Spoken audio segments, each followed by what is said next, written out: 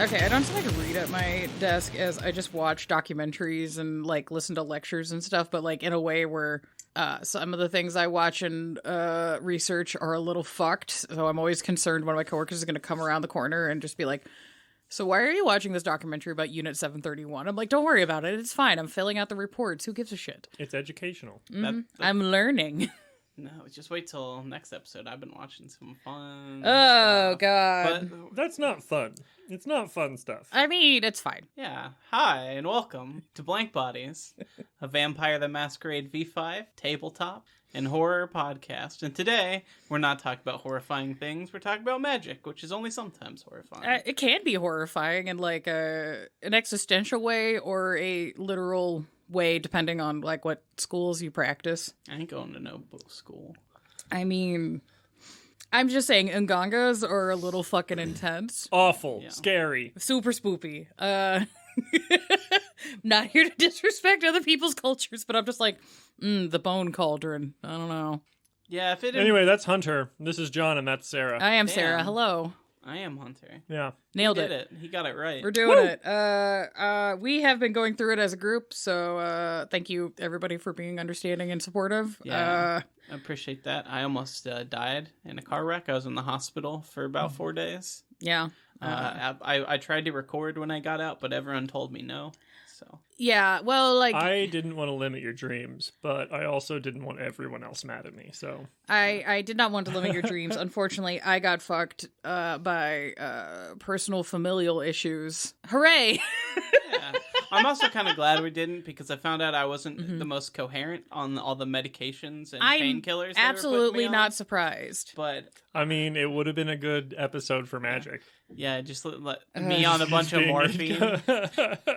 Let's be real. How many old magicians were on the equivalent of morphine anyway? I mean, that was just what everybody was on when it was the 1800s, because Yeah. all that shit was completely unregulated, and people were just like slapping things together into potions and literally doing the Dr. Pirelli thing from fucking Sweeney Todd. That's just how you did medicine in the United States, because we were too big and too broke to have actual doctors. Yep. That's how time works. Anywho, so yeah, for this episode, we are basically doing Vampire Magic 101. Magic 101 is kind of the thoughts on this. So we're going to cover the thinnest layer, top layer of occult basics, so people can have like a baseline. Yeah. We're doing this kind of, by we, I mean, I proposed this idea because I initially thought this would be a good way to hopefully add depth for storytelling and adding things to games and plot and all of that, whilst also trying to not be disrespectful to practices that are still active to this day within our cultures and other cultures. Absolutely. Also, I think it's a good setup point for us to talk about any of the other World of Darkness lines as they're starting to come out beyond Hunter, which the only magic it really has is Jesus, or Gibbous. other religions. Yeah, like technically true faith does not have to be Jesus based. You just kind of have to believe hard enough. It's just very, But a lot of it's very Jesus. I say in a lot of the books, it's very specifically Catholic magic. Is the vibe it gives off. I like the aesthetics of Catholicism. I'm not into it personally, but like, goddamn, It works with World of Darkness well. it do. But Some dramatic gothic assholes. It's great. now that we have a werewolf coming up, and as we talked about in our previous episode, I believe there's some rumblings that there might be some mages doing some things soon. Yeah. Having like a better baseline for magics would be cool. Yeah, That'd be neat. you know, because well, we just covered the Tremere. Thank you for surviving that month.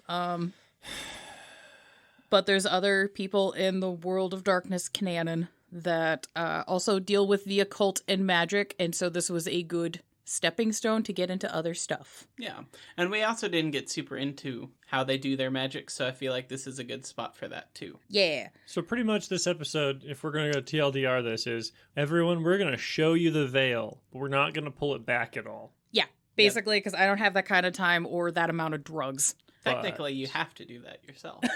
That is a you true, thing. yeah.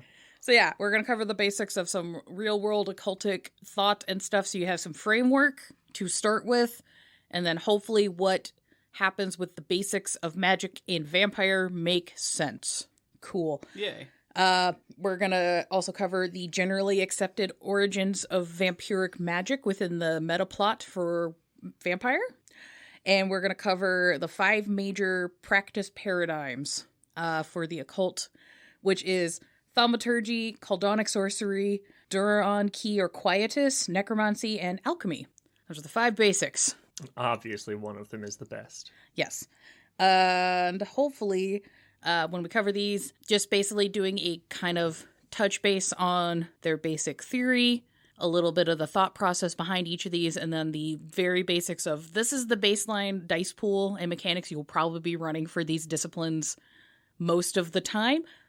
And hopefully this will kind of make running the games a little smoother for everybody and not be as intimidating, especially for like newer players or people that are used to the old system and the way you used to do all of these bullshit things. Yes. Yes. Okay, so moving forward.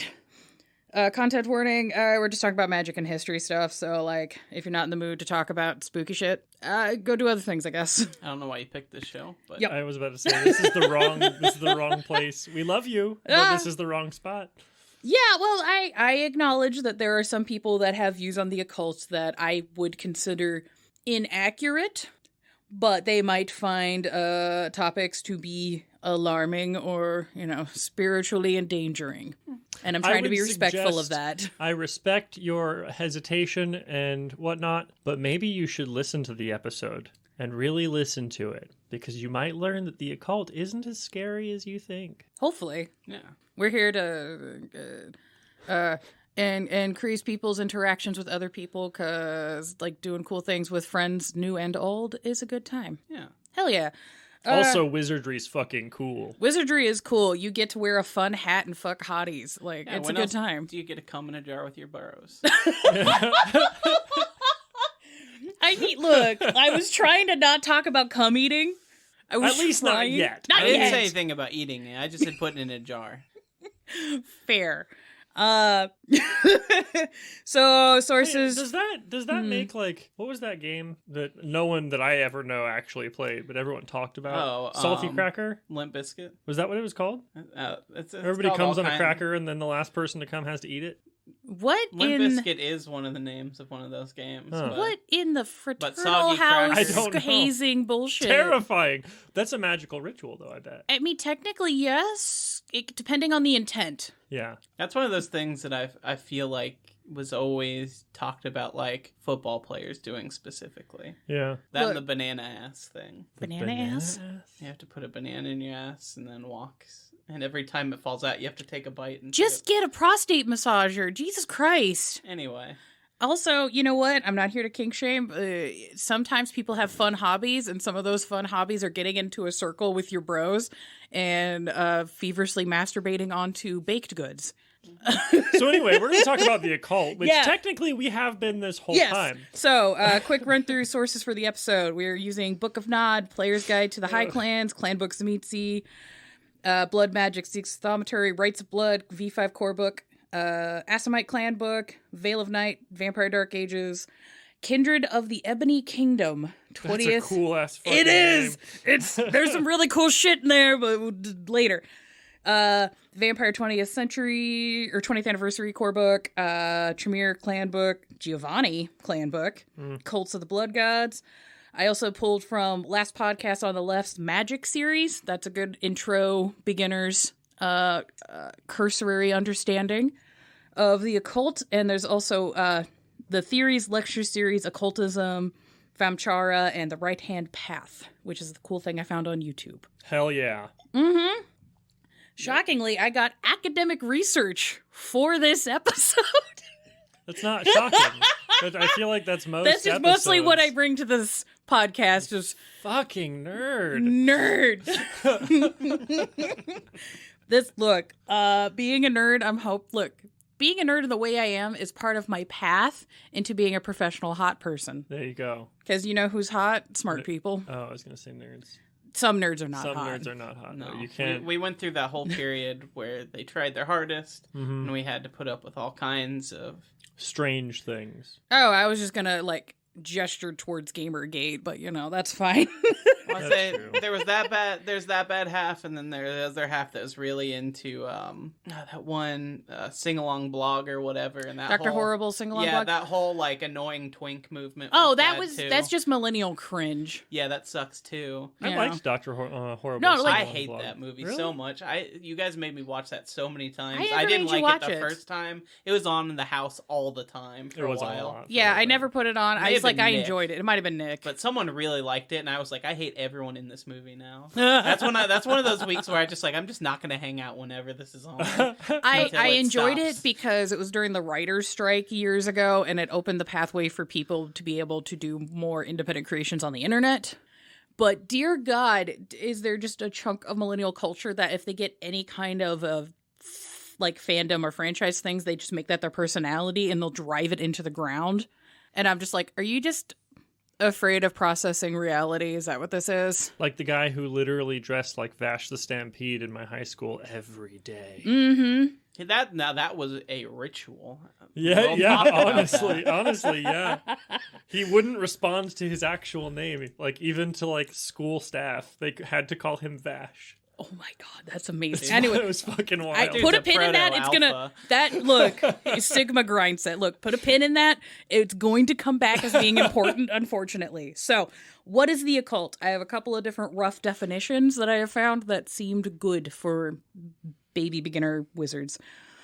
The Oxford Languages Dictionary gives supernatural, mystical, or magical beliefs, practices, or phenomenon. Kind of boring. The Wikipedia page for occultism actually had a really good definition. So that is, the occult, in its broadest sense, is a category of esoteric supernatural beliefs and practices which generally fall outside of the scope of organized religion and science. From the Latin word occultist, meaning clandestine, hidden, or secret, and is knowledge of the hidden. I like that. I know, right? I'd say the definition I'd always heard at its most base level is just hidden knowledge. Mm-hmm. So, yeah, that's one way of looking at it, and it's falls into right-hand path theology, but we'll get into that. I also liked how the last podcast on the Left Guys basically broke down occultism, which is the purpose is to bring more specific changes to your internal consciousness or tangible changes within your external life. One accomplishes this through changing one's consciousness or state of awareness. Perception meets ritual meets reality. Good stuff. Yeah. I was like, that's pretty good. That's that little mantra, perception, reality, ritual. Mm-hmm. Good thing to keep in the brain for this. The lecture series that I talked about earlier with theories of occultism and right-hand path stuff was done by a Dr. Jason Campbell. He does have a whole channel on YouTube that has a bunch of different lectures about a bunch of different like philosophical concepts, things involving like ethnic studies, tons of shit. Super rad channel. Super recommend it. A lot of these things were recorded like 10 years ago, so it's very 10 years ago YouTube where long lecture series are broken into 10-minute videos and they're in playlists. Yeah. So be prepared for that.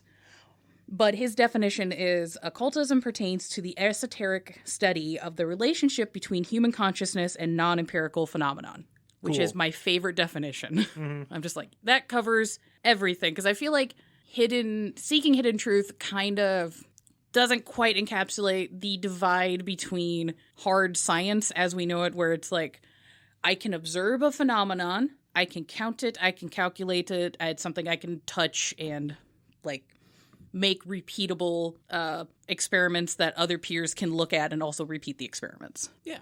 I actually have a quote that I think is really, if you've been in Discord, you know, I'm working on a book, my own little role-playing system, and I pulled a bunch of quotes for that, but there's one that I think would actually fit really well here. Yeah, what you got? It's from one of my favorite wizards of all time, Robert Anton Wilson. Oh, hell yeah.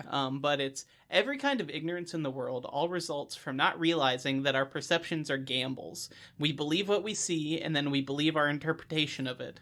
We do not even know we are making an interpretation most of the time. We think this is reality. Yeah.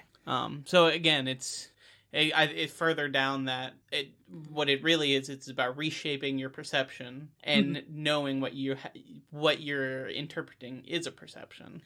Yeah. And it gets into, like, yes-anding what I was saying with, like, there's empirical hard reality, like science and our understanding of that, and then non-empirical perceptions and reality, which is where you get into like consciousness and emotions, and it gets into like psychology and philosophy and the softer hard sciences, that little wonky area. That's where this kind of sits. Yeah. So, hooray. The basic framework for 20th and 21st century Western like occult traditions break down into 2 major paths, and then I usually say 3 because one of them is technically an offshoot of one, but it's such a big category, it might as well just be its own thing at this point. Well, we'll see. Weird. Let's go over 'em. Yeah. So, there is what is known as the right-hand path, and this is generally seeking enlightenment or oneness with the Godhead through ordered hierarchical studies. And these traditions generally trace all the way back to the Kabbalah. This is your old school, like, desert wizard shit. Desert wizard shit. This is also where, like, Hermetism can get traced back to. We talked about them a little bit in our Termere series. Yeah, basically, like, what we understand as science now, if you trace back through time, you'll end up here eventually. Yeah. And I will not fucking try to sit here and explain, like, I have any real understanding of Kabbalah, because that is a thousands-year-old Jewish mysticism practice that involves a lot of study and a lot of understandings and workings of things, and there's a lot of really good concepts in there, but I'm not the girly that should be explaining that shit, so I'm not gonna. The most I know about Kabbalah comes from a former friend. I haven't talked to him in years, but he was a born-again Christian who used the Kabbalah to explain to me how his previous Jewish ancestry was evil. So I don't have a good perception on it. Yeah. Oh, that's unfortunate. Is that who I Some think fun is? stuff. Yeah. Okay, yeah, that's yeah, not surprising. I'm not surprised. So I probably need to clean up my perception of it a little bit. He was saying some wild stuff. Yeah, there's... I don't know a lot about it, but it's pretty cool stuff. There's a little bit of that. Yeah, like my introduction with Kabbalah came through me reading about Aleister Crowley and the Order of the Golden Dawn and then kind of backtracking. But I've had a few conversations with like esoteric like Jewish friends, and there's a lot of really interesting concepts within Kabbalah thought, and particularly when it comes into interactions with like gender identity that I've really appreciated, and it's a lot more chill, and it does kind of leave room for having a religion where you can like argue with God essentially. Mm-hmm. And have debates and be more open and just be like, just don't be a piece of shit. So, and if you practice Kabbalah, if you are a Kabbalist, is that right? Kabbalist? I don't know. I don't know how you pronounce it, but if you do this, if you know much about it, please reach out, because I would love to learn more. Yeah. I am too much of a fucking goyim to be going on about this shit. I would love to learn more. Yeah. I am too white. I should not be the one. But that is... right-hand path. Yeah, if someone I would love to interview someone and maybe do like a Kabbalah for tabletop games 101, like just like a little sprinkling for people. Right, and it's also just there's a lot of interesting cultural notes from Jewish culture that have made it into American culture that we don't perceive as like Jewish anymore, that really needs to be recognized and respected, and just be like, hey, these people are part of our community. We should probably treat them as such. I don't know. Maybe I'm wacky. Well, that's a whole nother discussion. That's a whole other thing. But yeah, like I had a conversation recently about having to learn American English. There's a lot of Americanism slangs that I thought were just generic American English. Turns out it's just Yiddish. And I didn't find that out until I was an adult.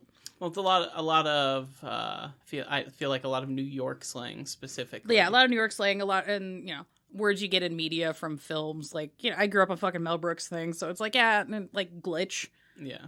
Is Yiddish. Or chutzpah. Chutzpah, kvetch, so on and so forth. Yeah, just things that we use in our everyday language are actually just got cultural traces we should just know about and just be like, that's cool and fun.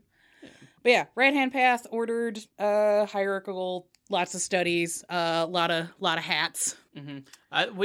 And the sillier your hat, the more important you are. Yeah, so, just Order of the Golden Dawn's like the big boy group that everybody knows about, and then, Masons, shit like that. I would also put the Pythagoras here. If you want to... A lot of people don't know how wild that guy actually was. He was essentially a cult leader who also helped invent math. Yeah, he was like a radical vegan back in like ancient Greece. Mm-hmm. Had a bean cult. Yeah, it's wild. But wild. they would be right-hand path magic because, again, they were, like, he was essentially, like, inventing what we now consider, like, basic math. Yeah. While also, like, performing weird rituals and... Yeah, because, it's... that involves also talking about fucking Aristotle and his views on things, and I don't have that fucking time. Anyways. When Mage comes out, maybe. Yeah, maybe. So, left-hand path. God, that's going to be a long episode. Left-hand path. Making oneself the godhead through various practices tracing back to tantric traditions, often seen as more provocative or counterculture. So left-hand path tends to be where you find a lot of contemporary occultic practices, Wiccans, pagans, Satanists, my fat ass. A lot of Crowleyans. A lot of Crowleyans. Crowley was kind of like the big figurehead in starting this branch of things because he was like, I like being able to do all this research and getting hot girls to pay things for me, but I want to do more fucking. And Order of the Golden Dawn was like, no. Yeah, he was always kind of like a middle of the road figure now, which is funny to think. After we're like, there are two main schools, he kind of just did it all. But... Yeah. And also, I just forever will love Henry Zabrowski's interpretation of Aleister Crowley as a character. It's so fucking good. Yeah. It's so fucking good. It's very silly. But yeah, so there's, basically a lot of what you think of is goth kid in a cemetery collecting dirt and burning candles and all that kind of shit is in here as well. Which is very, very heavily an influence on World of Darkness, even on the things that, like, aren't necessarily specifically magic. Like a lot of the things that influence like vampire and stuff. I feel like there's a lot of little bits of this left-hand path stuff just kind of spread everywhere. Even when it's not what you're like, you're not necessarily a sorcerer, but just the random vampire powers. A lot of them are based on more left-hand pathy stuff. Which, go ahead. Question, actually, because I was looking over our notes here, and you actually in the notes it actually mentions like tantric traditions and. When I'm thinking tantric, I'm thinking like not necessarily like tantric sex, but that's one of them. But like lots of meditation and things like that. And I feel like yoga. Wouldn't that be more closer to right hand? Because you're trying to reach one with the everything. Yeah, well, kind of here's the biggest split is a lot of right hand path stuff involves you mentally and spiritually achieving oneness through study, and sometimes meditation is involved with that. Where left-hand path stuff tends to be more bodily and physically grounded. Okay. So it's like body spirit as opposed to mind spirit. Mm-hmm. There's a little bit of that. And I mean, like I said, even Crowley was kind of back and forth if you really look at what he was doing. Like, a lot of this can fall into both. Everything gets kind of wobbly, I guess, with this stuff. Yeah. Yeah. Like the biggest separation is... I would say right-hand path is more like... I am invoking the third key of Solomon to speak to the this level demon of this to ask for permission to do this so that I may achieve this bit of knowledge. It's like deep, like I'm learning these secret paths and cheat codes my way through how the universe is set. Yeah, but there is a definitive like path and order and structure that you're going through where left-hand path tends to be more freeform. I did downward dog until I achieved enlightenment. It's a little more jazz. It's about the rituals that you don't do. Yes. Yeah. So left hand pass a little bit more jazz, and then right hand pass a little bit more Baroque classical, I guess. Where there's like structures and like you have 12 notes, but each octave is 8 notes and all that kind of shit. So that's that. Technically, chaos magic is a fractionate of the left-hand path, but I kind of just treat it as its own sector. Because fuck it, if I want to do a right-hand path ritual, I can. Yeah. Chaos magic is basically about rearranging or hacking reality through various practices that can go absolutely wrong if you do not handle it with care. Chaos magic is also the newest, and although it does have roots in older writers and writings that have some have been reverse called chaos magic, it's also like its prominence is really, I would say, in the late 80s, 90s when it really even started showing up, and so it's still pretty new, and there's still a lot of debate. I mean, there are practitioners who hate it, specifically because they feel like it's very disrespectful to pretty much everyone else. It does not have to be. I generally will identify myself more as doing this kind of thing.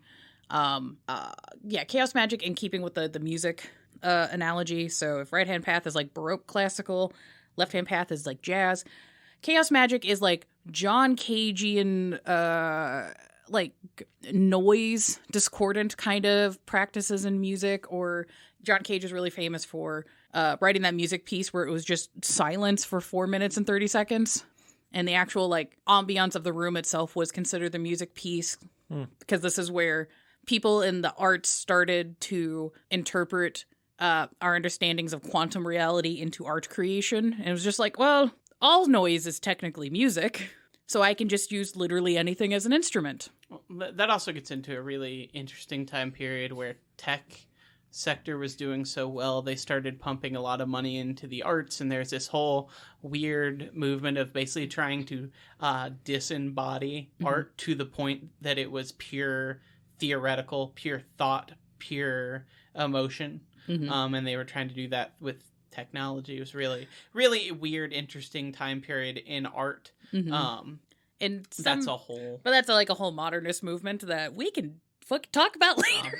I would say, though, if you really want like some music that you can actually listen to and hear and get into that is like, I think embodies chaos magic perfectly, I would say go check out Psychic TV. Literally were chaos practitioners who had some very interesting ideas on gender. I think people would consider what they were doing in like the 80s and 90s pretty modern. So definitely check out Genesis Peorge and Psychic TV. Some of that music's actually just really chill. Like you can just vibe to it, and it's not just like noise and you sit there and go, yes, this does make me think. But yeah, a lot of theorems and stuff behind chaos magic I find lines up a lot with thoughts for mage. We do not have enough drugs to get into that. Just that's the note for that. So if you can understand and wrap your brain around chaos magic, Mage of the Ascension is going to make way more sense. Yeah. So hooray. So we got through that. So a couple of common misconceptions about the occult I just want to whack through real quick. One of them is people do not understand that any idea can be weaponized. So there are sects within the occult that will practice like Satanism or demonic reverence or do baneful magic or practices. But just because that exists within the framework of the school of thought doesn't mean you necessarily have to throw away the whole school of thought.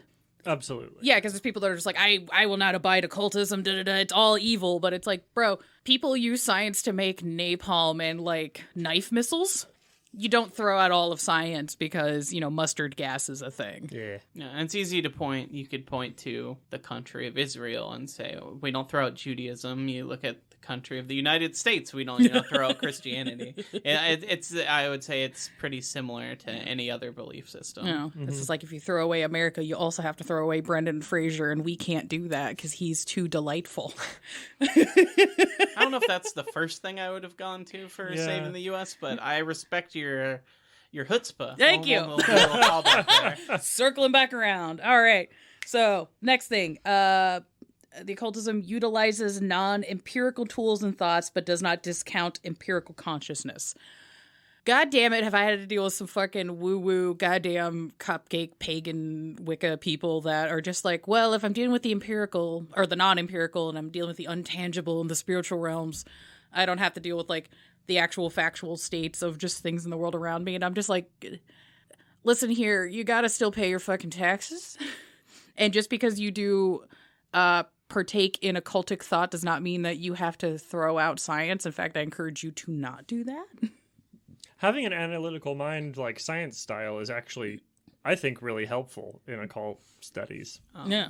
I've been doing my own writings for my own projects and whatnot. And I've at least attempted to like trace a lot of what would be now considered New Age beliefs in the U.S. And that sort of thing. And it is a nightmare tangle of like bad ideas and bad intentions. And that's a tough one to really grok.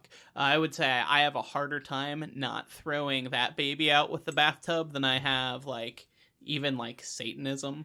Like, well, yeah, and it also depends on what branch of Satanism, because there's like occultic Satanism that does do like, I literally worship the devil, and then there's like the Satanic Temple, which is We just don't want the government turning us into a Christo-fascist nation, so we have a church and an abortion clinic, and I'm like, cool. Yeah, and there's even Satanists that are basically just like occult libertarianism. Like Satanism is it's a large boat with a lot of people on it. But I guess all I was saying was just like I would avoid for a lot of what we're saying a lot of New Age beliefs because it is kind of its own, I would almost say, fourth path. We were talking about different paths, whereas it's almost like a form of chaos magic, except that it's very bizarre. It's very bizarre, and it's a lot of that comes down to basically white people going to other cultures and stripping out the bullshit, the woo-woo bullshit they want, and then just like chucking it on top of their own basically colonialist, like white supremacist beliefs, and then weaponizing that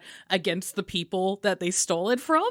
And it's very like the pipeline between crunchy new age hippie woo woo mom to like fucking Nazi is like a fucking straight line, and it's weird. It's weird because a lot of those, well, also a lot of these are like off the grid, like off in their own corner. Like the same kind of people who become disenfranchised because they get completely ignored and left alone by the rest of the world, and then they say, oh, those people are different, they must be the problem, are the same people who are also like reading all these weird occult stuff, and then it turns into like double bad. Yeah, it's I will say, if you feel like we have attacked you at all because you do all this stuff, I very much encourage you to research where those practices actually originated, because that would give you a deeper understanding of them.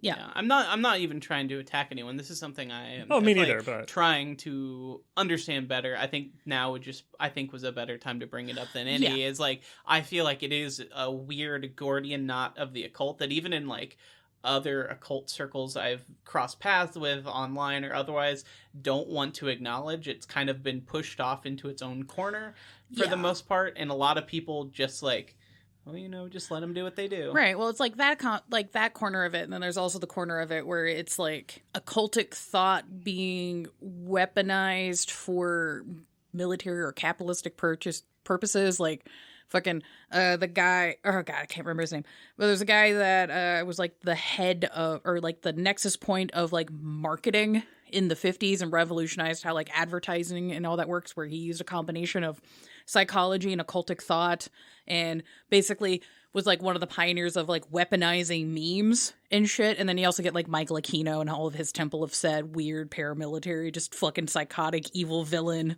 eyebrows. That's why I always argue that marketing is a form of magic. It is. It literally is. It's awful. It's a combination of magic and government mind control research, mostly. But yeah, to try and like land this thought of like empirical versus non-empirical things, it's kind of basically viewing things through the quantitative versus the qualitative, which I got a little bit into with our bonus episode for the Tremere with the Abigail Thorne video. Yeah. Which can be used for good or bad. We're just like, yeah, there's people that are like, you should buy this thing, so then therefore you have value in society, and that's like the bad thing. And then the better side is, hey, maybe we should like chill and take a day off from work, or like just maybe trading your printer for like focaccia bread is not a bad thing. It's like sometimes things just being vibes is totally okay. But like you can use a combination of non-empirical and empirical understandings of reality to help like give yourself perspective and give you a place in society and the universe. But that's also getting into like absurdism or positive nihilism, which is stuff I'm really into, but we're going to skip past that. I'm just going to go ahead and say I'm also really glad we just went ahead and skipped over Discordianism.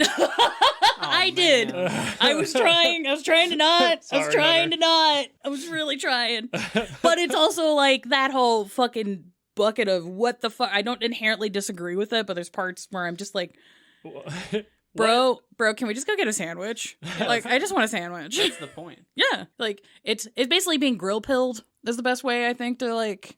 But on a spiritual level. But on a spiritual level. Yeah, just be the dude. But yeah, the last little point I had on occultic misunderstandings is This gives a theoretical framework for understanding our reality and has applications in our contemporary society, which is kind of where this all bleeds in. So in academic spaces, an example that was given in the lecture from Dr. Campbell was Descartes' understanding of the pineal gland within the meditations writing that he's done, where it's like, yeah, you can go from having the hard, like, what does justice in society means? And then you can kind of end up in this other space where it's just like, but, what about our perceptions of reality and all of that? And then, basically getting, like, concepts of, like, oneness and I am you and you are me and he is she and we're all on the same ball together. Hooray. We all came from the same big pool of goop in the sky. Yeah, basically. And then in like more of a pop culture context, I would say just look at anything or any major works done by Alan Moore or Grant Morrison, where you start getting into like my favorite examples of these things is getting into like the comic From Hell. Yeah. Like if you actually read that graphic novel, she's thick, but she is. Well, yeah, I understand that the plot is about Jack the Ripper, but the plot, much like the Hunchback of Notre Dame, is actually about how architecture informs society and how changing architecture actually affects like the psychic connection people have with themselves and society and how all of that interacts with each other. Cool. Also, just like The Invisibles. I love Grant The Morrison. Invisibles. It's so good. I want to reread that. Yeah. Ooh, yeah. Jinx. And also, Grant Can't Morrison. talk on this podcast. Right? No, The Invisibles is great. Grant Morrison's got some runs within like the Constantine Hellblazer comics that do a really good job of breaking down a lot of occultic thought that's just like super fun. So, good baby bad introductions. If you feel like reading an actual book, I would suggest High Magic by Damien Eccles. Hell yeah. That's real good if you're interested in kind of right-hand pathy-ish kind of stuff, and Condensed Chaos if you are curious about chaos magic. What was that podcast series we were talking about earlier that was cool? The Duncan Trussell Family Hour. Yeah. DTFH. It sounds rad as fuck. It's pretty rad. It. Sometimes it gets kind of weird, but like, That's the point. Ish. I would also say, I know I've dropped the name before, but I would recommend Prometheus Rising by Robert Anton Wilson. I know I've talked about it on the Discord a little bit, but when a lot of occult stuff loses me is at numerology. And when they start doing occult maths, my brain just turns off, checks out, like, oh, I don't give a shit anymore. I think he is really good at not ever really getting into a lot of that. So I would say that would be a perfect introduction. I jumped in the deep end. I think the first occult book that I really read was the Church of the Subgenius main book. Yeah. And then I read Principia Discordia. Those are great, hilarious books, but I would not recommend starting with those. I think my first was the Satanic Bible. I've never read that. Yeah. Another suggestion. It's not actually like officially any sort of work of magic or anything like that, but Neil Gaiman's the Sandman series has a lot of interesting ties to occult stuff. If that man's not a wizard, I would be surprised. I'm cool with him being a wizard. I think he is at least academically wizard. Yeah. Like I backdoored into occultism stuff through a combination of reading Camus and getting into absurdism and getting into like very early anarchic thought, because there's a lot of thoughts and theories about breaking down society and restructuring things to be in a more humane and love and passion forward first societies that come from like the works of like Emma Goldman, that kind of, while she's not an occultic person, it dovetails very nicely into a lot of chaos magic and certain branches of left-hand path stuff, so I just kind of fell into that by proxy. There's a picture of Bob Dobbs on a Sublime CD I had when I was like 12. That's what happened to me. Amazing! I love that. In high school, when Rock Band was real big, one of my friends, he made a lead singer that was Bob Dobbs. And anytime he was playing as the lead singer, all he did was say Bob Dobbs for all the lyrics, because you don't have to actually say the lyrics. Oh, no, you just have to hit the notes. You can moan the whole time. That's what I used to do. It was pretty great. Just to see Bob Dobbs just up there. Bob Dobbs, Bob Dobbs. Oh, God. The bad thing for me is because I was actually like training to do singing anytime I had the rock band mic thing. I could do all the pitching and stuff, but because I was actually singing and projecting, my volume was too loud for the mic, so I always had to hold it like 2 feet in front of me. Otherwise, it wouldn't actually pick up the pitch correctly because it was a shitty rock band mic and not an actual mic. Womp, womp.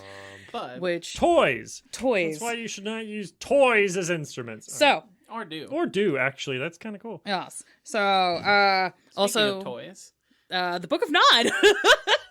So the basics for Oh, I was gonna say blood. blood.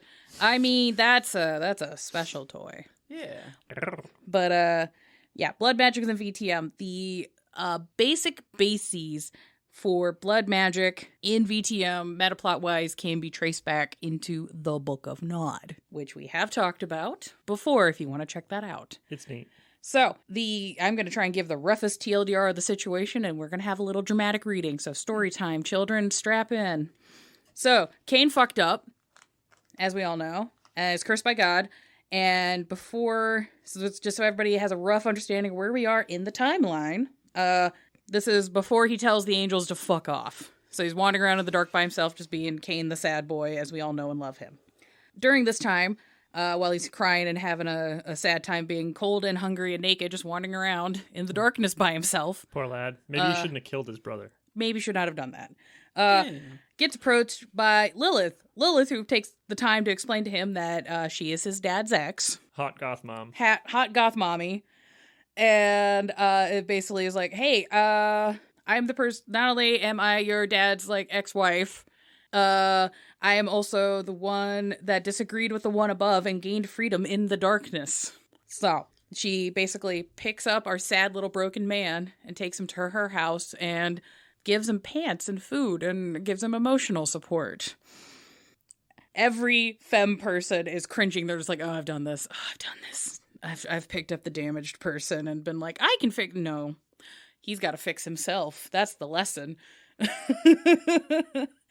But while spending time getting taken care of by hot goth mommy, Caine starts asking, like, hey, so how the fuck are you surviving in the darkness and, like, thriving? And she responds that she has been, quote unquote, awakened. That's not ominous. Well, awakened is a term used in Mage to describe the character being aware that they have a magical avatar and can do magic. Okay.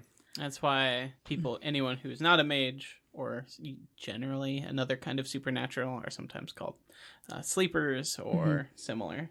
Gotcha. Yeah. I thought they were always just referencing MK Ultra. Kinda. A little bit. Little comma, little combi.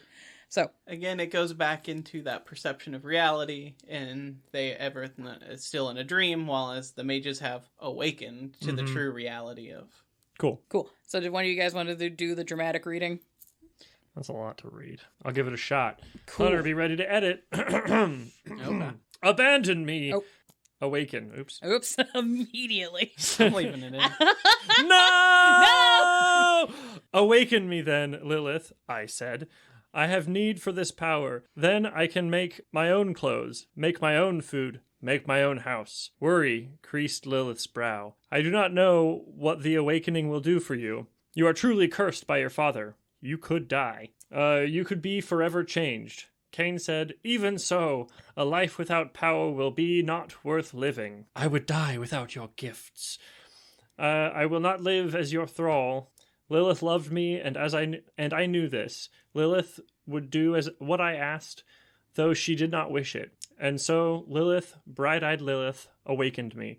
She cut herself with a knife, bled for me into a bowl. I drank deep. It was sweet. Cool. Yeah. So I kind of read that. You did. I'm proud of you. Yeah. So they have that exchange, which you might be able to pick up some uh-ohs from Caine during that. Yeah. Yeah. The whole situation, kind of. Yeah. Bit of a Not problem. great. Yeah, he's like, hey, I want to be independent and do my own things, which is valid, but also just being like, but I desire power. And I'm like, oh, that's, Yeah. That's- And the fact that he specifically mentioned, like, she loves me. She'll do what I said. Right? Which I'm like, oh, that's Woo! red flag. That's fucked. And like we mentioned earlier, usually awakening is something you're supposed to do on your own, through your own work. And forcing somebody else to do it for you is not healthy or good. Please go to therapy. Anyways, going back to the story. So sad Caine daddy, after this engages with the 4 angels that gave him the specific vampire curses, because he told the angels and by proxy God to fuck off, and they went, well, you will continue to be grounded, and it will actually be worse for you and all of your progeny. Now you're not stuck in your room. You're stuck in your room without your phone. Yup. So after that happens, Caine decides to say, fuck you, I'm going to go skateboarding. And by skateboarding, I mean he's going to manifest the powers that become the vampire disciplines. During this process, Lilith shows up and she's like, bro, you gotta chill. Like, what the fuck are you doing? Please stop. Please stop. He doesn't stop. He does not. He proceeds to tell Lilith that you can't tell me what to do. And she goes, but I can, because I'm more powerful than you.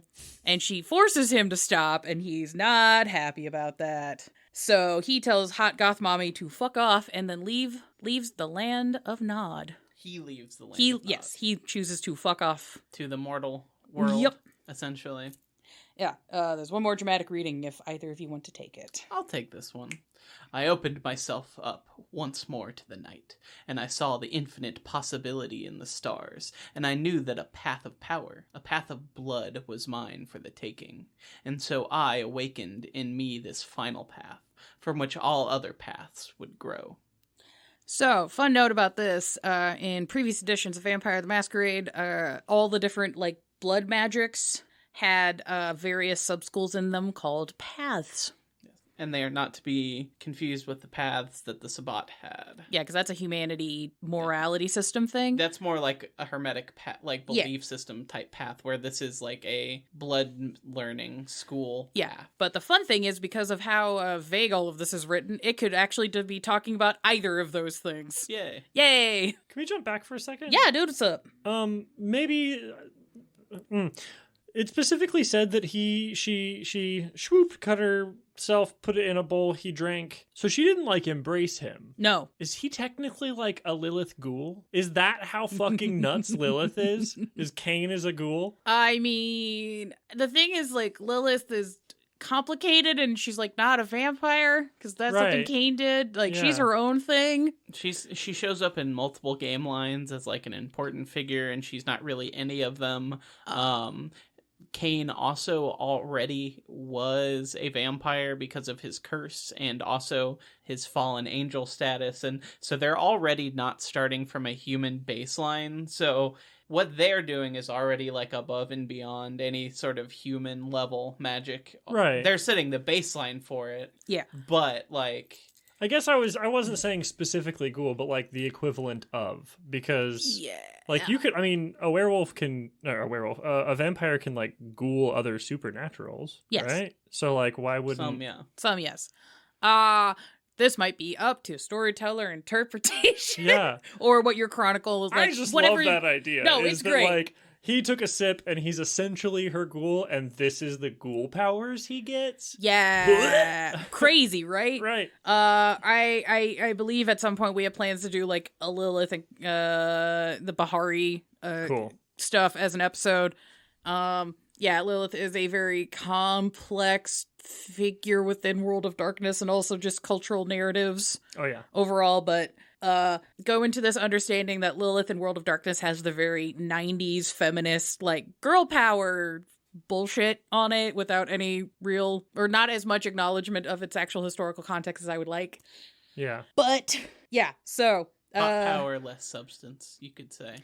Yeah, it's complicated. It's a lot. I didn't do that research for this episode, so not right now. That's fair. But yeah, so that is the Book of Nod interpretation for blood sorcery's origins. Is essentially Caine got these abilities through Lilith and then kind of manifested things on his own. Yeah.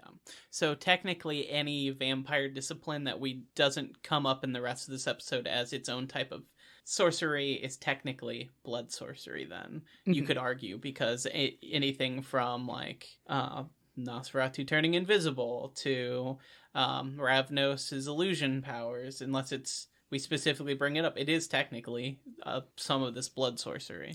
Yeah, it's all supernatural based, and basically a lot of blood magic overall comes from forcing your will forcing the blood to do a thing. Yeah.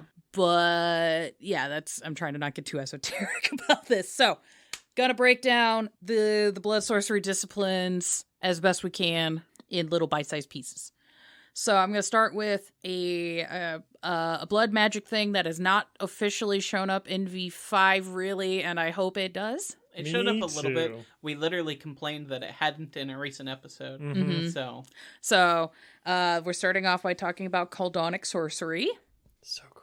Yeah, it's super rad. So Koldunic sorcery's kind of flavor text is it ties the caster in with spirits of nature and literally ties in the caster with like the land and elements and that kind of stuff. It's giving very Dracula, controlling Earth and, causing the storm on the ship on his way into London and rolling fogs and all Lord that kind of of the Manor. Shit. Yeah. I would say most of what Strahd does. If you played D&D, Strahd. It's very Strahd. Strahd would be a Khaldun, I would say, more than anything. I could see it. Yeah. In previous editions, Koldunic sorcery did not require the spending of blood and was more focused on the willpower of the caster, which really set it apart from like a lot of the other blood magics. It was almost like a relationship or a oneness, like we mentioned earlier, with nature itself, and less of a controlling it. Because, they didn't necessarily, foster a relationship.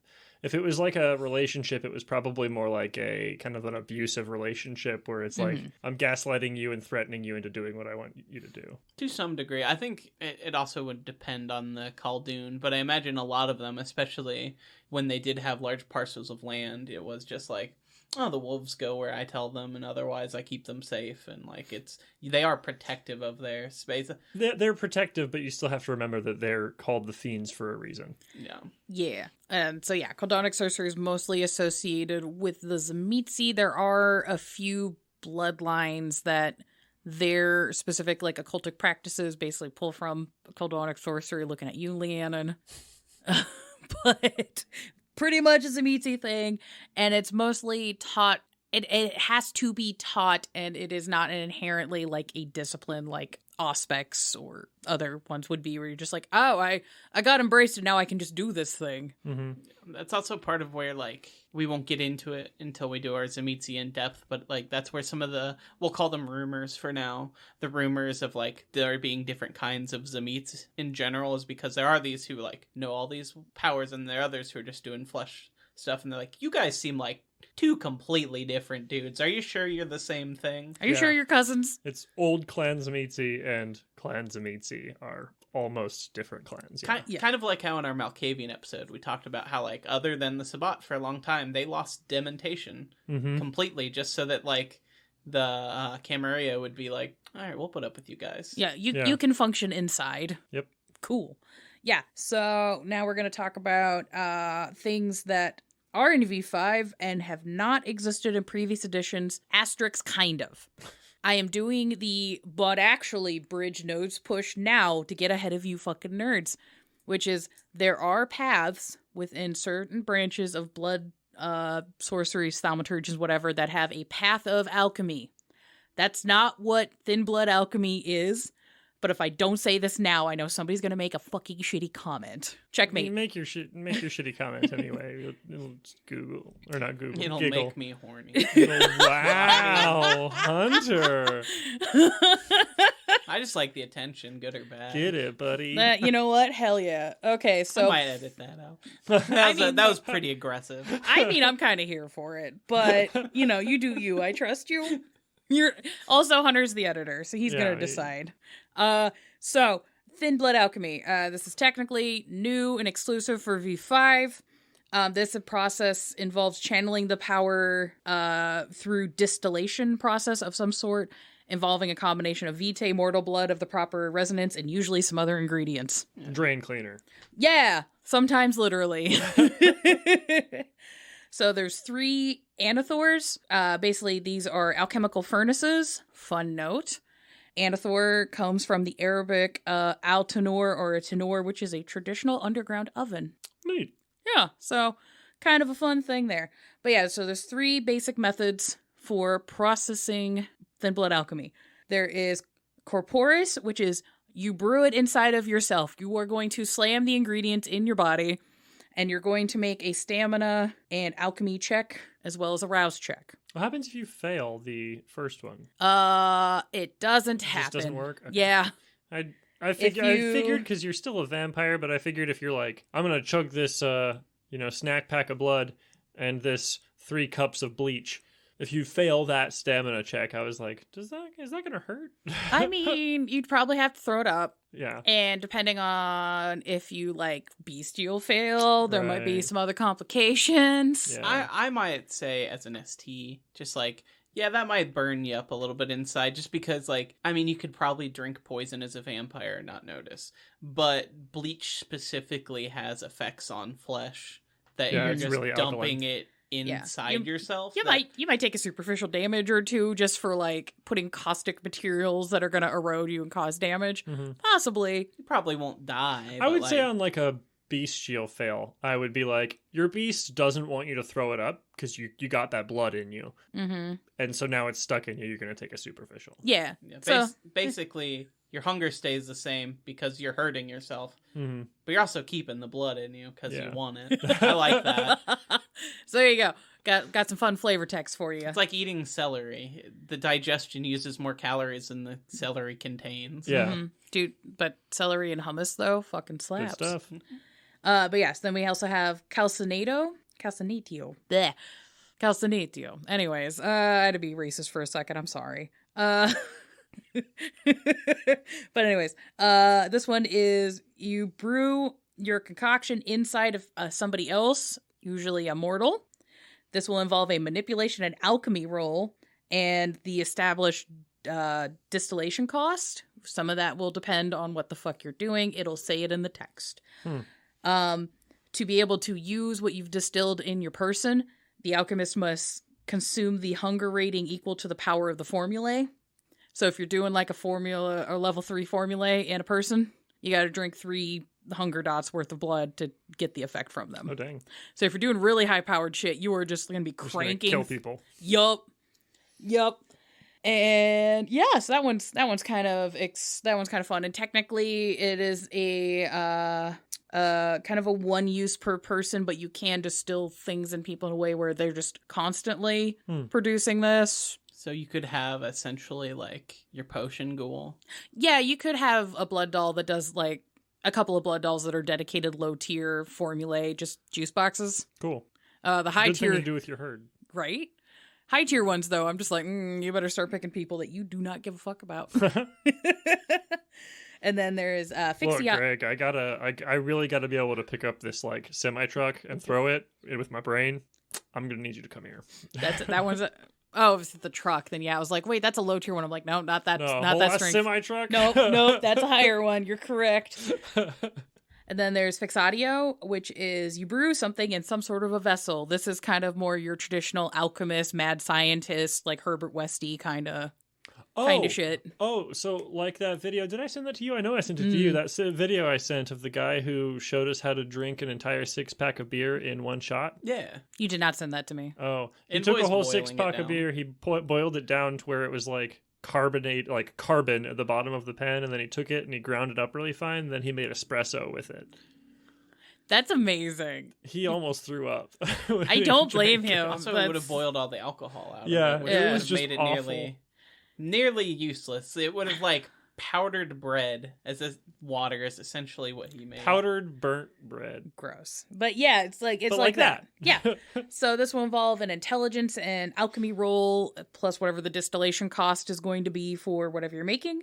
You can carry a number of fixed formulae of any level equal to your wits or dexterity, usually whichever's higher on your person. And yeah, this is the Dr. Jekyll, Mr. Hyde kind of levels of just shenaniganry. Mm-hmm. It's my personal favorite, but you know, do what you want with your characters. Have fun. I have been itching to play a Thin Blood. It's super fun. It's because they're one of the few clans I know the least about. Yeah, it's one of those, like, shockingly, the meta plot, if you create a whole group of people that are potents of the end times, people tend to not like having them around, so they've just, like, not been around in a lot of games until recently, so. Little note on this, Thin Bloods can learn formulae, gaining 1 per level of alchemy bots. Every time you buy a level, you get a formulae. Along with this, you can purchase more formulas through XP and experimentation. Some of these can involve counterfeiting disciplines and actual blood sorceries. Just run this past your ST. Yeah. See, that's another thing, another point that I think gives credence to you should be able to buy more than 1 power on a dot for disciplines. Yeah. Because if a Thin Blood can just be like, I need to fake that I have this. I need to fake that I can have this. Yeah, I think the counterbalance on this for Thin Bloods is, one, they do have to go through this distillation process, right? Which is more costly than just having a discipline and having to maintain a hunger rating. I have home ruled that every time you buy a blood sorcery, though, you do at least get 1 ritual that's like of that same level, because I feel like that balances Thin Blood alchemy and blood sorcery a little bit better. Because technically you're not supposed to, according to the book, and I'm just like, fuck that. It seems weird that you'd spend all this time studying to get to the next level of a sorcery, but then you wouldn't study the things that go along with that. Just seems weird to me. Yeah. Yeah, it seems like, I don't know, it's weird. It reminds me of like a D&D where you have a spell book and you're like, well, I have all these level 4 and 5 spells written down. I just can't use them. They're just in my book until I can use them. Yeah. Yeah. It's like, because you can find a scroll and copy it. But I think it makes sense that as you're learning the ritual, that's what gives you the power to do it. Yeah. More so in my mind anyway. Right. Yeah, just run things past your STs just to be sure, because, I don't want to take away player fun, but I also, in trying to not taking away player fun, want to disrupt the fun of other people. Yeah. So there's hooray. that, but also remember, World of Darkness is not Pathfinder or D&D or these preset super crunchy adventures where you're expected to do a certain amount of damage per hour or you'll make the game less or more effective. Not that kind of game, so yeah, you can no. usually fudge it a little bit. Yeah, go ahead and fudge it. Why not? It was chaos. Anyway, so we're at V5, blood magic stuff that has also existed in previous editions. So, hooray. So the first thing we're going to talk about is blood sorcery. The flavor for this is basically you're twisting the power of your own blood to your will, which is very left-hand pathy, I feel, chaos magic-y, as opposed to, but then there's also the way the Tremere tend to do things, which is very right-hand path, because there's a lot of hierarchical orders, like, well, you can't do this ability until you've reached this level of enlightenment, which involves getting to this level within the pyramid, and... Yeah. The pyramid itself is very right-hand path, but some of their beliefs themselves are very, I mean, you could argue that different Tremere secret societies also have different belief structures and different paths, and that's when we do Tremere Part 3 someday. We're not for a hot minute, but yeah, so just have fun with this and exploring these themes in your game. We're just presenting them. So within the meta plot of World of Darkness, basically blood sorcery now is kind of split, and it's got this weird split history thing, which is interesting. So the Tremere swear up and down that they founded thaumaturgy, blood sorcery, following the founding of their clan in 1022. They're like, I did this. Yeah, we talked about it in our recent history episode. Yep. When they became a clan, that's when they say that blood magic started, or blood sorcery specifically.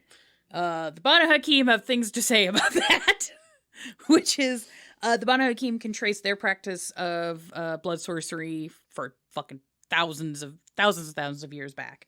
So Hakim the Hunter, who is the founder for the Banu Hakim, is said to have been embraced and made his haven within the first city around 8000 BCE. Which is about 10,000 years ago. Hakim established 3 sects within the clan, which is the viziers or scholars, the warriors, and then the magi sorcerers.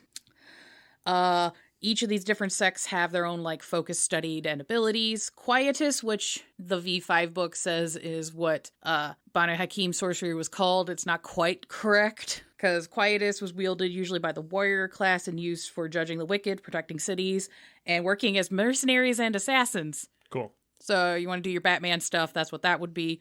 and it had a weird combo of some of it was magic-y stuff and some of it was nuking sound, so like people can't hear you sneaking up, and also making yourself poison. Yeah. Yeah. And then there is it's a weird combo of kind of like obfuscate and blood sorcery. Yeah, which is really fucking cool. Yeah. Yeah. Yeah. Yeah. And then there was the Duran Kai, which was wielded specifically by the Magi sect as a form of blood sorcery predating European influence, focusing on astrology, talismans, and controlling spirits.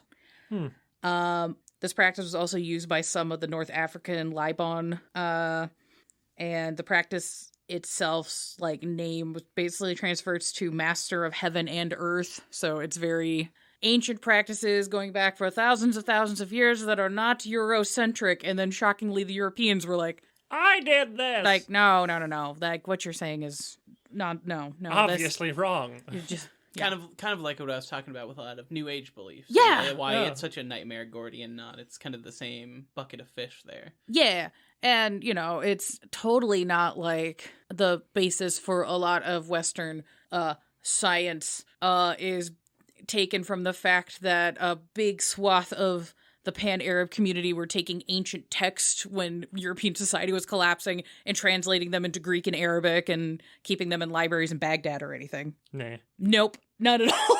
It's partially why a lot of historians don't really use the term Dark Ages anymore. I know there's a whole game line in Vampire called the Dark Ages, but the Dark Ages were really only kind of dark for Europe, while the rest of the world was kind of thriving to some degree in like the sciences and stuff. Yeah.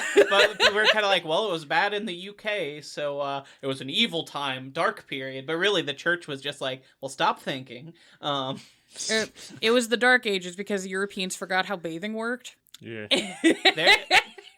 They're like quite literally. There are very few, like, as someone who's Swedish, a lot of my history has been taken over by real lame dudes. Mm-hmm. But one of my favorite old historical notes is from when some Swedish men came through.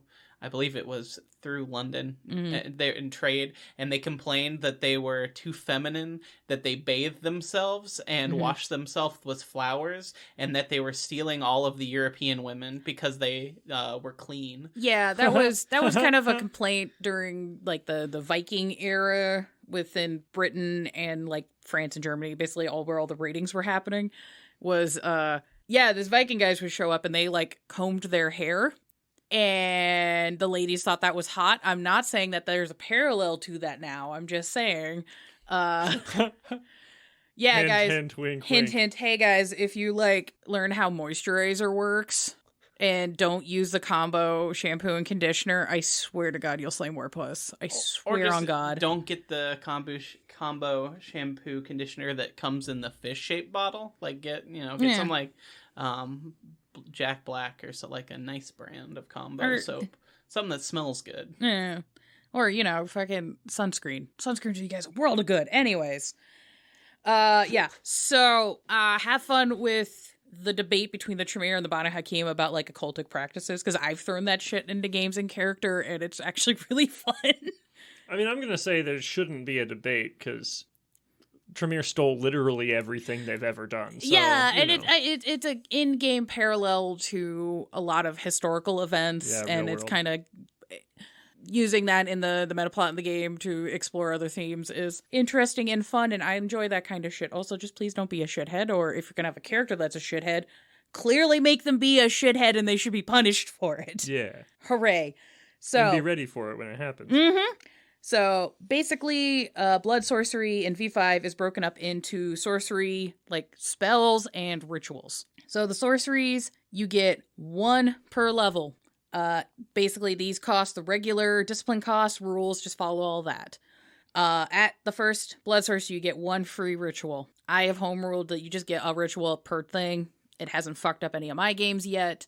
But, do what you want at your table. Dice pools are explained along with other effects. So if you are going to have a sorcery ability, they all have slightly different dice pools. Some of them don't really have a rule. Just much like Magic the Gathering cards. Read the rules. That's the rules. Just follow it. I trust you.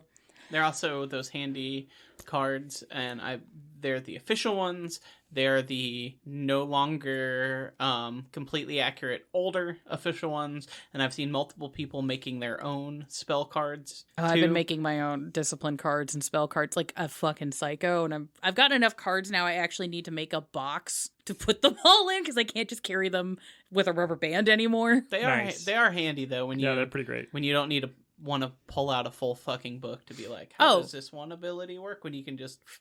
Oh yeah, no, just because what I've done for our game with the DIY cards is whatever disciplines people have at the table, I just pull those cards out and then just thwack it in the middle of the table. So if anybody's like confused, you can just grab your cards and go, Yeah, Danny and I used to specifically just sit next to each other because our characters shared some of the cards, so we just put those in between us. Yeah, no, and be like, oh. Yeah, it was a good little system. But yeah, to wrap up the sorcery things, dice pools will be explained on the ability. Just roll the dice pools as I say.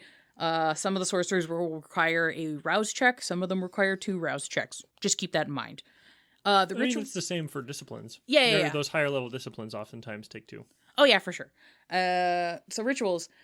You can learn as many rituals as you want, provided that you are able to spend the XP and the time cost, and the plot allows it. But given all those factors, you can technically just have as many rituals as you want. It's fine. New rituals will cost the ritual level times 3 in XP. The new rituals will require the cost of that, and then the time cost is the square root of the ritual level in weeks to learn. Okay. Yeah, I know. I actually have it written down as an equation in the script. I can share these with people in a handy dandy thing if you want, because unfortunately, for some reason in the book, all of these ritual notes are written in 2 different segments that are like pages away from each other, and for a reference point, it's a big kick in the dick, and I hate it. You could also, as an ST, be like, oh, well, you had someone helping you learn this, so it went quicker. Same way you can learn disciplines from other people. Yeah, it's just a guideline, I think, to keep blood sorcery characters from power gaming their disciplines and being like, I have like 12 rituals now, and I'm just like, yeah, now you've become way more powerful than everybody else discipline-wise because of this, so we just need to limit you like a little bit. Yeah. I think that's what I was kind of trying to get at earlier, is like, it seems like blood sorcery is kind of like second ed D&D wizards, where at first you're like, oh god, please don't touch me, please don't look at me, but then by the time you get to like level 9, you're like, I am a god, I summon a black hole in the middle of that room. Yeah. It's like, what? But like, having experience being a player that does like go into blood sorcery, it is such an XP sink that it really limits your ability to like build up background dots, build up literally anything the fuck else. So if you're going to do blood sorcery, like that's what the fuck you do. That makes sense for a character that's going to be dedicating themselves. So How many people do you know that have dedicated themselves to wizardry and like actually doing magic, and that's all they fucking do?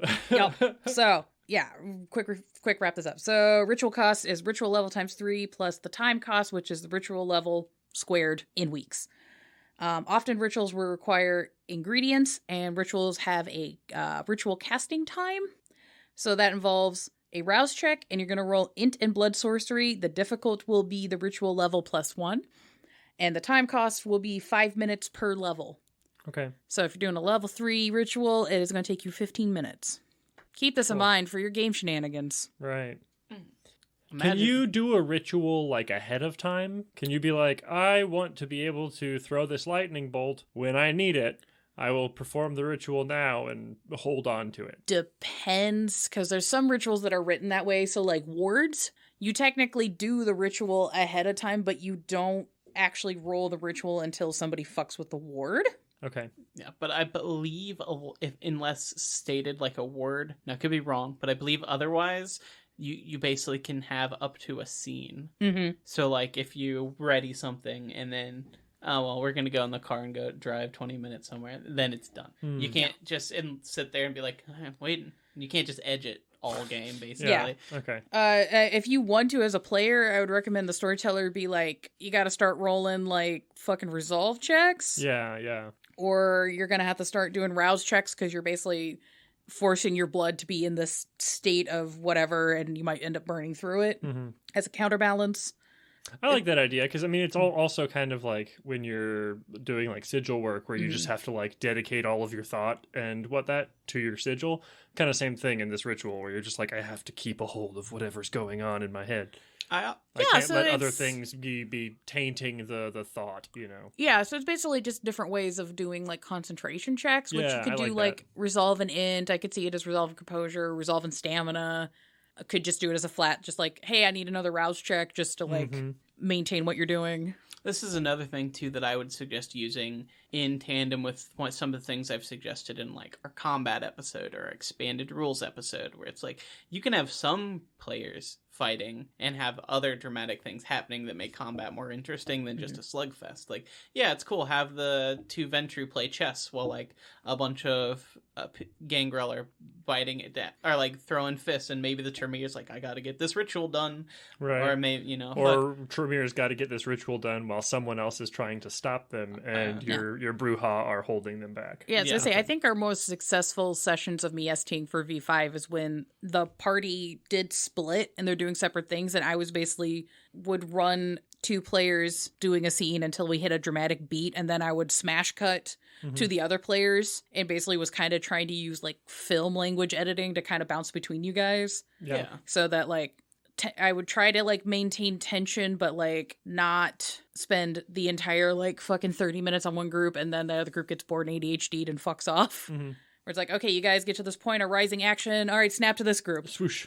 I was actually reading for another project that Skipper and I are working on. Keep your eyes out. But I was reading another random role playing book, and I really admired that it recommended using like 3 minutes as a rule for things, like pretty often. Just like 3 minutes is long enough that like, oh yeah, that character's knocked out. Timer 3 minutes. They're out of the scene for 3 minutes. And it's long enough for there to be tension and consequences, but no one's getting bored. You could even use 3 to 5 minutes. Yeah, for 3 to 5 minutes I think is about where our beats kind of worked out, because it also kind of worked out so the group that wasn't engaged in activity could strategize amongst each other, or if somebody wanted to fuck off and get a beer and come back, like you had time to do that, but you were still like engaged in what's going on. I think that worked pretty okay. Yeah. Plus, storytellers, keep in mind ritual time limits, because then you now have a dramatic timer for NPCs and player characters to do things. Yeah, exactly. Like, like you said, it's 5 minutes per level. 15 minutes is a long time when you're someplace you're not supposed to be. Yeah. I'm not saying have a stopwatch and just have that running. I am still a big proponent. I haven't been doing it because we've been running Shadowrun, and I think that's just unfair considering the amount of mental work that playing and running Shadowrun already has. Math. But I am a big proponent of like sand timers or little timers of just like flipping that over and letting your players look at that like little timer run, and then they stop making jokes and start actually doing. If you have a party that's a bit of a goof 'em around and you want Sand to have timer, egg timer, chess timer. I really like the just okay. So you've been arguing out loud in the middle of this hallway for the past 5 minutes. You hear some footsteps. Yeah. That'll usually kick somebody into gear too. I need to get a chess timer, because I feel like having that dramatic scene running and then just being like slamming the two buttons between the guys would just be very, very cathartic for me as a storyteller. Well, you also get to time the two different groups, so you'd be like, oh wow, you still have 10 minutes on that ritual. Next. So what do You gotta catch up in the timeline, my guy. What are you doing? Yeah. That could be really cool. But yeah, so the final magic practitioner practice school that we're going to talk about is necromancy. Yay. Yes. So Give me some zombos. Exactly. So this is blood magic used to work with the dead, wraiths, and the Shadowlands / Abyss. Just a quick reminder for everybody, the Abyss is an otherworldly eldritch realm of darkness. It does have its own abyssal mysticism. We will cover that in the Abyss Deep Dive series. It gets wild. And then the Shadowlands is a ghostly reflection of our world. Our world is called the Skinlands. This comes from Wraith. I don't like that. I know. It's great, but also Skinlands. for somebody who's a big fucking Zemitzi stan, I'm surprised that you're just ugh. It's cool, but it sounds gross. Yeah. So this comes from Wraith the Oblivion. This also has many layers and realms and its own lore and tons of shit. We will cover that in a Shadowlands deep dive, but that's the basics you need to know for this. Traces for necromancy can go all the way back to like the practice of mortis by the Cappadocians, and is used by all various bloodlines within the Hekata. So in the European context, it traces back to the Cappadocians and all their ancient Greek fucking weird death bullshit. But, you know, you also have, like, the Samdi that have their own practices, and then there's other groups that have practices that tie into, like, North African and some Eastern and some South American indigenous practices. All of that shit goes to the Hecata now. Yeah. Hooray. Kind of hooray. Kind of hooray. Hooray, because it's easier to get into and understand. Kind of not hooray, because that's all they fucking gave us in the players. I feel like it's harder to explain. It also, we'll get into that when we do our Hecata episodes, question mark. That's part of the reason why I wanted to do this magic primer, is to kind of dip our toes and to be like, okay, here's the basics for the necromancy, so you have a framework, because other clans also have interactions with various parts of the Hecata, and once we get there, and hopefully by giving that context, when we eventually get to the fucking Hecata episode, I don't have to spend a whole episode fucking explaining what the fuck necromancy is in the Shadowlands. We've already had done that by then. Refer to this episode. Yep. I guess if you're listening at this point, though, you already have referred to this episode. So good job following instructions. You did it.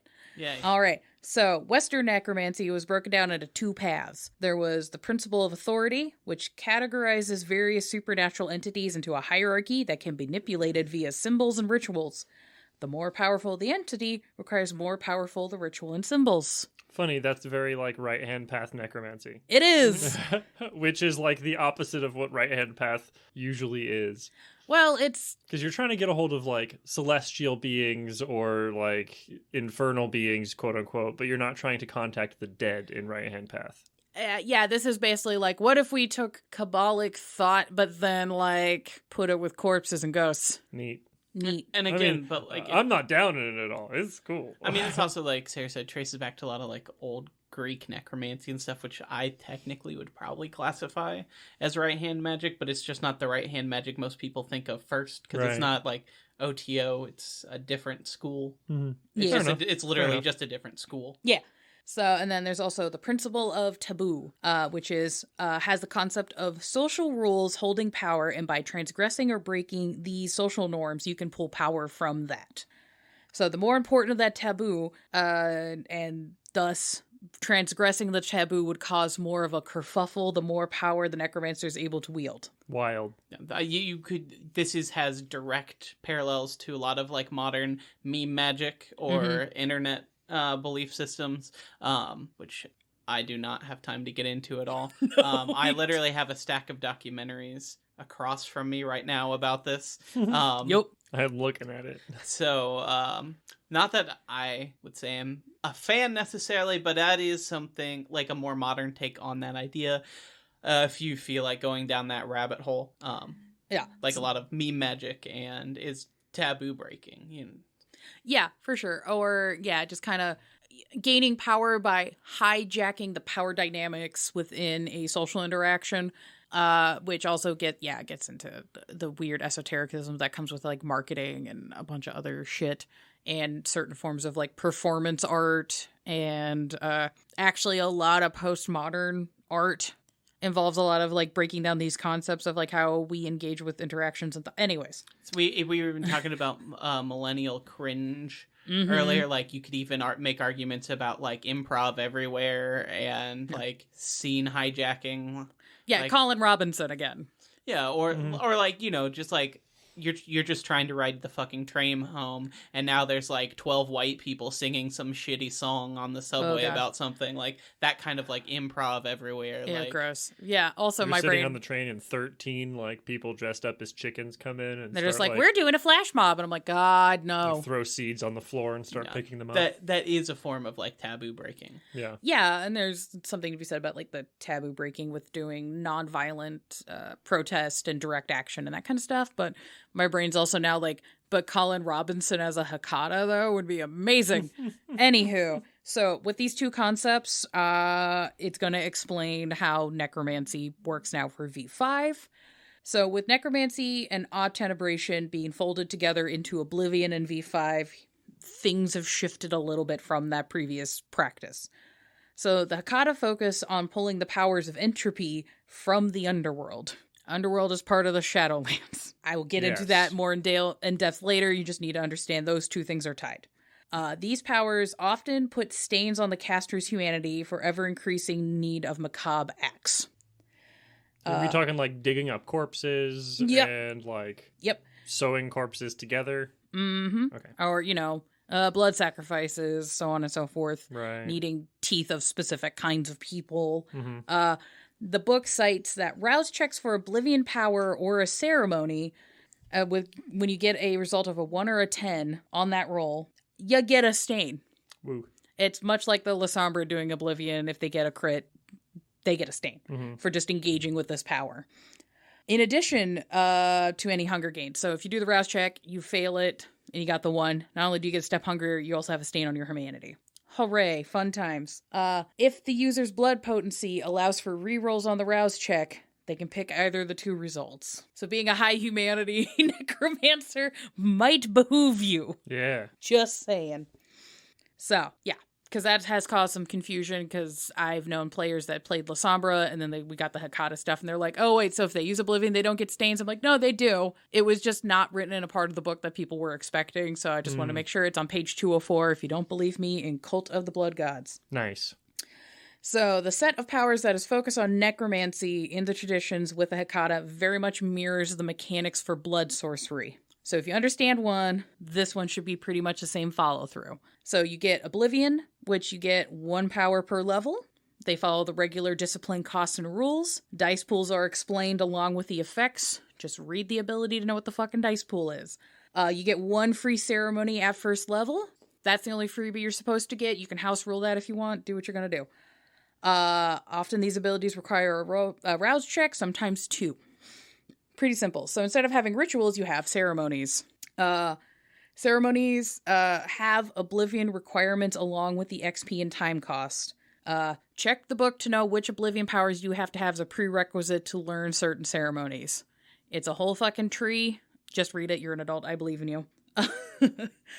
New ceremonies cost ceremony level times 3 plus the square root of the ceremony level in weeks to learn, as well as the Oblivion power requirement. Cool. Moving on. These often require ingredients and sacrifices.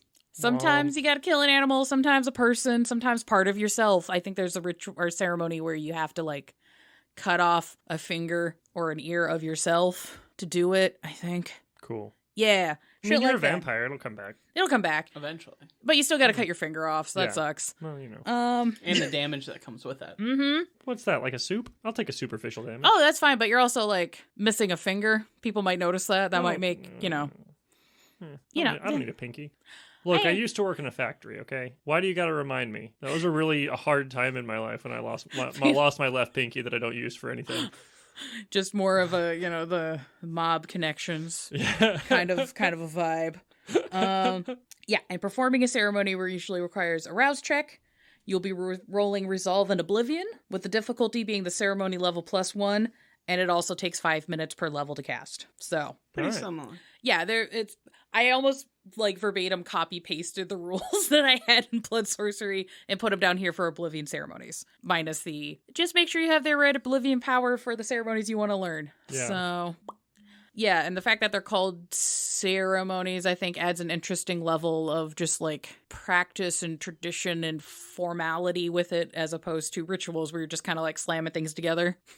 So, that's fun. So, yeah, final thoughts. We did Magic 101, basics of vampire blood magic. I hopefully didn't explain things poorly. I mean, I'm no more confused than I ever was, so... Good. You did that at least. No, okay. No, I think we did a good job. No, if we didn't do a good job, yell at Sarah online. Yeah, yell at me. I'll find you. I definitely think that this was a good starting point. It's something I've kind of not made any characters that use any of these abilities. Just partially just been too lazy to learn how they all, but each of these could have its own episode, and probably will to some degree, but I think this was a good setup. I think you could take this as a first step into learning these magics for yourself at the table. So yeah, and also just was like, hey, well, we just left the Magic Month, and some of these concepts do carry over into other clans and other bullshit. So I didn't want to just have a whole Tremere lecture on magic, because they don't technically have the chokehold on magic like they like to act and think they do. There are other people that use these abilities, and there's much further expansions upon it within various books that are within the Raw V5 line, as well as things in the Storyteller's Vault. Because I didn't even get into, like, the Ministry have a Storyteller's Vault book that gives them their own mysticisms. There's, like, rituals that you can learn within the various occults within Cults of the Blood Gods. Tons of shit. I just wanted to give, like, a basic, here's a framework, here's an understanding, and then we can all build upon it through there as we go through this adventure of whatever the fuck this show is. It's like a barn. Mm-hmm. You gotta set a foundation. Yeah. We also need a village. Okay. I was also going to say, even beyond that, like, there is some forms of magic that show up, like we mentioned a little bit in Hunter, that could become applicable to a vampire game very quickly. And I'm sure Werewolf will have that. Yeah, Werewolf tends to be a very spiritually philosophical game. So some of these concepts and themes and forms might come up in that book. So be aware. Hooray. Yes. And also, you know, like we mentioned, mage exists. Just mage. And then, like, changeling is very tied into, like, more folk, traditional, druidic beliefs. So, I mean, this kind of baseline is something that you could take throughout the entirety of the World of Darkness. Shit, we mentioned the Abyss and all that. Wraith. Mm-hmm. That's Wraith's going to come up at some point. Fuck. Yeah, so hopefully going through the lens of vampire gives a good start for us exploring these topics and other things. So hooray. Thank you, Paralyze, for music. Yes. Music is good. Hooray. It do be good. It do be good. They do exist on Bandcamp. We exist in the social medias, currently on Twitter. We'll see how the fuck that goes. I'm planning on us staying there until the platform fucking collapses. Yeah. It'll be fun to watch. It'll be fun to watch, yeah. I have kind of jettisoned almost all of my personal social media outside of Discord, but if there is one of these new emerging social medias that you would like to see us on, let us know. I'm open to trying things. Frankly, there's just too many, and it doesn't seem like there's any sort of group consensus on where people are actually going. But if there is a space that's like very TTRPG, goth, vampire, weird kid, freak people, you think we'd be vibing with, we definitely at least check it out. Yeah. Is Vampire Freak still a thing? It is not a forum anymore. It is just a fashion. It's just a clothing site. store, which is fine. Maybe Makes sense. Maybe we should just try to Bring back. force our way into making their clothing brand a forum again. Right. But currently, we do also have us on Instagram at Blank Bodies Pod. I know we're on Tumblr at Blank Bodies Podcast or Pod. Just pod. Pod. Okay. We do exist on TikTok as Blank Bodies Podcast. I apologize for dropping the ball on that. I've been dealing with a lot of personal bullshit and just not been able to do it. So hopefully, the next week or two, I'll actually be responding to things and making videos and answering, hopefully, World of Darkness questions on there. So hooray. Yeah. Also, we mentioned Twitter, but Twitter, you now have to pay to make fucking polls on Twitter. So we have decided that from now on, we are going to be moving all of our polls to our Patreon. So those are going to be exclusive for our Patreon supporters. We're going to try and do some more. I recently ran one where I just threw a bunch of script ideas I had of an episodes I was thinking about writing, and just saw what you guys were interested in, and I picked like the top couple and just started working on them. It's your fault. The next couple episodes, it's your guys' fault. Yes. Also, fuck giving Elon money. You should give us money instead. Yeah. We're better people, and we've never exploited the Zambian people from their emerald deposits. Nope. That's true. I've never done that. I've never owned an emerald. I've never been to Zambia. That is also true, I suppose. I've never been to Zambia. I would love to go to Africa, honestly, because there's lots of parts of it that sound really fucking cool, and the music scene, at least from everything I've heard from Africa, fucking slaps. Mm-hmm. And various foods I've had has been really fucking good. Mm-hmm. But yeah, so over on our Patreon, we have a bunch of tiers. $5 gets you a special Discord title. our Discord is open for everyone, but we have a little special Patreon chat where I ask random questions on things I'm working on, and you can give us direct feedback. Please give us direct feedback. We're fucking stupid. Yeah, we love hearing what you guys like and don't like. It always makes my day when someone's like, I really like that you guys mentioned that, or like, oh, you should do this. Like, I'm like, I should do that. Extra resources. Peer pressure works on me. Peer pressure does work on you. Yeah. Also, we might be low-key having some announcements for summer activities soon, so keep an eye out for that. I need to get clearance on if we can actually make the announcements yet, but soon. Yes, soon. We got some big projects. We do. We've got a lot in the tube. And I also want to thank not just Discord titles and poll voting. We also have a new Harpy. I want to thank Fergan in the server. Thank you, friendo. Fergan. And being a Harpy, it's $25 a month. It gets you all the voting and stuff, and you also get a character sketch, black and white. If you do it for a full year, you get a color sketch. Hell yeah. We'll do illustrations for monies, because I understand the economy sucks, and I want to make it worth your while outside of the work that we're doing, so hooray. We also have our interview series, so if you have projects that you do that you want to share with the community, whether it is goth or music or TTRPG or art or whatever, if it feels like it can vaguely be involved in our community, we're happy to hear from you about that. Yeah, so I love doing interviews. They're always fun. If anything, if you think you and I could vibe and make it interesting for other people to listen to for a half hour minimum, like, hit me up. We'll chat for a while. It'll be fun. Yeah. If you practice any of these occult traditions and you just feel like teaching me, you can do that too. Reach out. Hell yeah. We don't have to record it. You can just tell me how to do cool stuff. I think those could also make good bonus episodes as we get into these topics. Like we mentioned, like, we're not the people to be talking about, like, Kabbalism, but, like, maybe you are. Yeah, right. Let us know. I've tried to spend a little bit of time researching like pan-Islamic occult practices, so just like that whole region, whether it is actually tied into Islam or not, and it's fucking fascinating and I love it, but I'm like, I am definitely not the person who should be teaching fucking anyone else about that shit. Yeah. So yeah, we're here for learning things, and you can contact us to get that organized at blankbodies@gmail.com. Yeah. So I think we've done it. We've done the thing. We've done the thing. I have done my wizard's cost. I deserve a wizard's sandwich. Is that just a ham and cheese Sammy? It's a hot dog without a bun. No. I was kind of hoping for a gyro, honestly. Oh. I think what we've learned is it's anything you want it to be. It can be anything. Yeah. A wizard sandwich is anything you want it to be. I just don't. I don't consent to eating cum, but beyond that, yes. Fair. Well, that's a note. I think that's a note to leave you all on. Yeah. Have a wonderful evening. Love you. Mwah. Bye. Goodbye. Mwah.